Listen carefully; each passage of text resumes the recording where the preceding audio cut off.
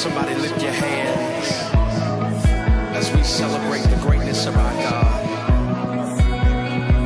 He's great and He's greatly to be praised.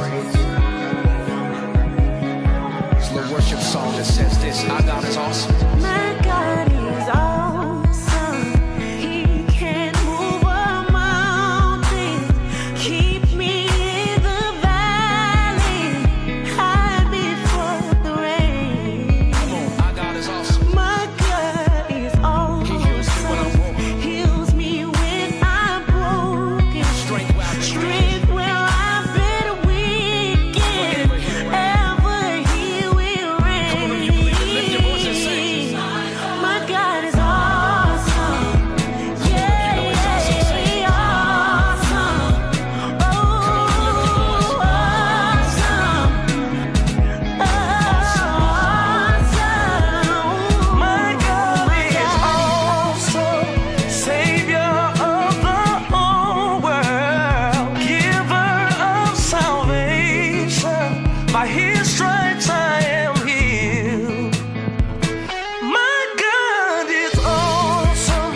Today I am forgiven. His grace is why I'm living. Praise His holy name.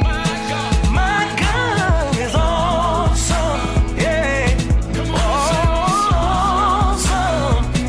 yeah, awesome, yeah.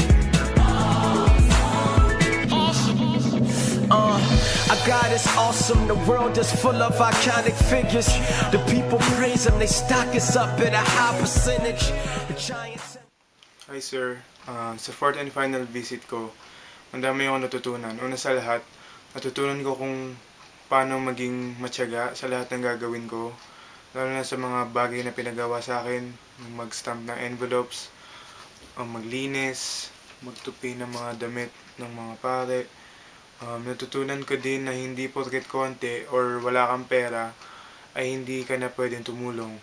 Pwede pa din pala na akong tumulong sa ibang tao sa paraan na kaya ko. Dahil sa parish namin, every Saturday ay naghahandog sa mga bata ng pagkain.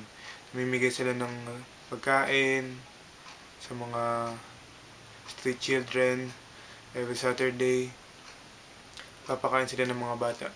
Na-realize ko na kahit sa simpleng bagay lang, tulad na maghandog ng pagkain, ay malaking bagay na lalo sa mga kapatid natin na kapuspalad.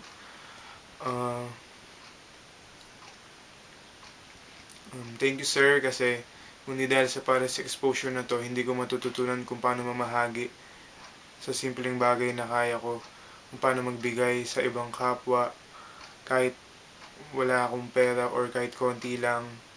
Natutunan ko pa rin na mamahagi. Salamat sir.